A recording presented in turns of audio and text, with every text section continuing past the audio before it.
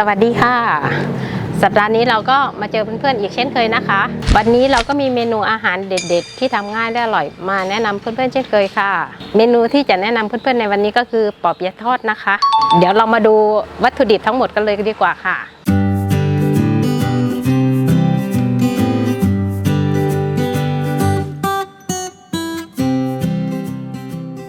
วัตถุดิบทั้งหมดนะคะก็จะมีวุ้นเส้นแช่น้ำพอให้นิ่มนะคะแล้วก็แผ่นปอเปี๊ยะนี่ก็คือเราจะใส่ถุงไว้เดี๋ยวพอถ้ามันโดนลมมากๆเดี๋ยวมันจะแข็งเกินไปพริกไทยดำเราจะใช้พริกไทยขาวก็ได้นะคะแล้วก็กระเทียมแกะเปลือกรากผักชีกระหล่ำซอยค่ะหมูบดแครอทหั่นเต๋า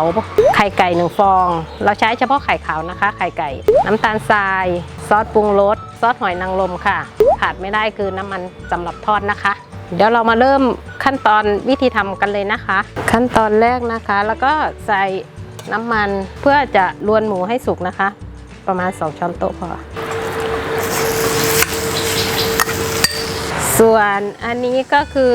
กระเทียมพริกไทยดำแล้วก็รากผักชีเอา3 อย่างมาตำรวมกันนะคะแล้วก็ผัดไปพร้อมหมูเลย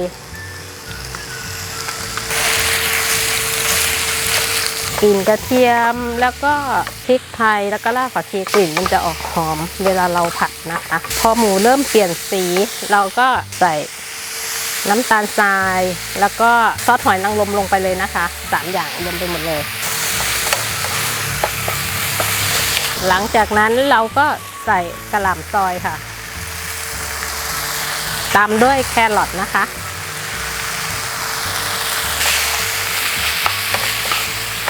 พอผักเริ่มสุกเราก็ใส่วุ้นเส้นเลยค่ะอันนี้ก็ผัดเรียบร้อยแล้วนะคะเราก็ได้ไส้ปอเปี๊ยะแล้วค่ะปิดเตาพักไว้ให้มันเย็นก่อนนะคะอันนี้ก็ได้ไส้ปอเปี๊ยะแล้วนะคะเดี๋ยวเรารอให้มันเย็นก่อนแล้วค่อยมาห่อค่ะเดี๋ยวเรามาเริ่มวิธีห่อปอเปี๊ยะกันเลยนะคะขั้นตอนแรกเราตอกไข่ใส่ถ้วยไว้ก่อนนะอันนี้เรามาเริ่มห่อแล้วนะคะเราก็ตักไส้ใส่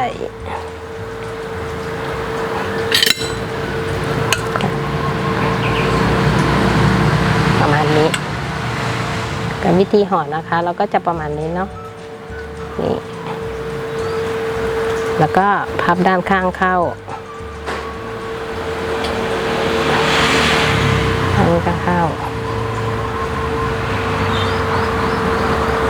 คือปอเปี๊ยะทอดเนี่ยคือมันแล้วแต่ว่าเราจะชอบสั้นชอบยาวนี่ก็เหลือประมาณนี้นะคะแล้วเราก็ตักไข่ขาว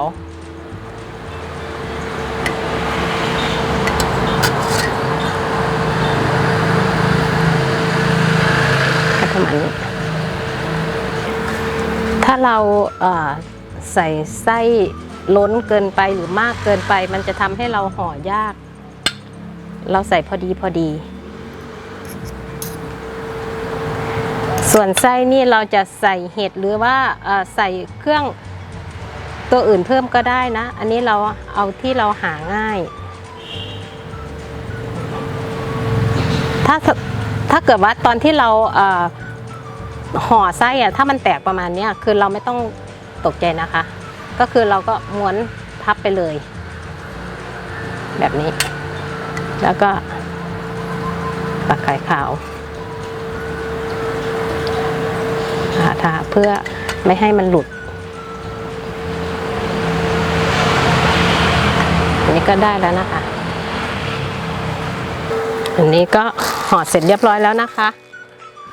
เดี๋ยวเรามาเริ่มทอดกันเลยค่ะถ้าเกิดว่ามันเยอะเกินไปเราสามารถเก็บใส่กล่องและเก็บไว้ในตู้เย็นทอดวันหลังก็ได้นะคะนี่เรามาเริ่มทอดเลยใส่น้ำมันกระทะใช้ไฟปานกลางนะคะส่วนน้ำมันนี่ก็ขวดหนึ่งก็ใช้หมดเลย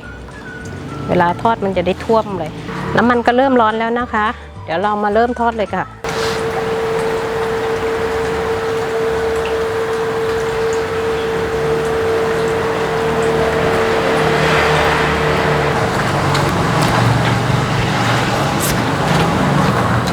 เริ่มเหลืองแล้วนะคะบางอันสุกแล้วเราก็ตักขึ้นให้มันเสด็จน้ำมันก่อนเลย พ พอดีเลยกำลังเหลืองน่าทานโอเค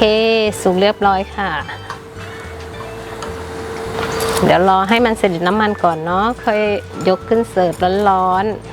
ๆปอเปี๊ยะทอดนี่เราทานคู่กับน้ำจิ้มไก่หรือว่าน้ำจิ้มบ๊วยก็อร่อยนะคะบางคนถ้าทานมังสวิรัติหรือทานเจก็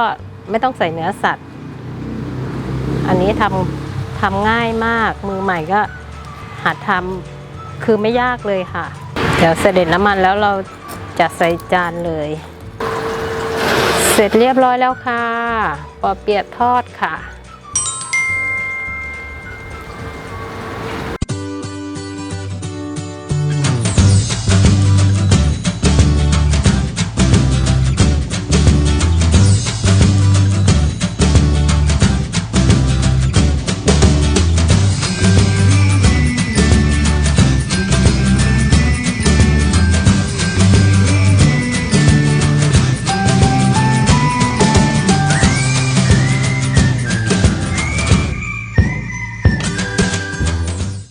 เดี๋ยวขอชิมก่อนนะคะรอให้มันเย็นก่อนนะค่อยชิมไม่งั้นจะลวกปาก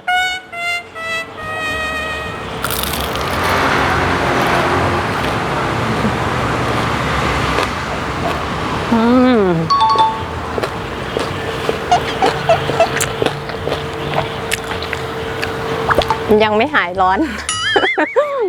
กรอบอร่อยค่ะแล้วก็หอม3 เกลือคือหอมพริกไทยแล้วก็รากผักชีแล้วก็กระเทียมค่ะอันนี้คือยิ่งใส่เยอะเราก็ยิ่งหอมพอทานแล้วก็จะ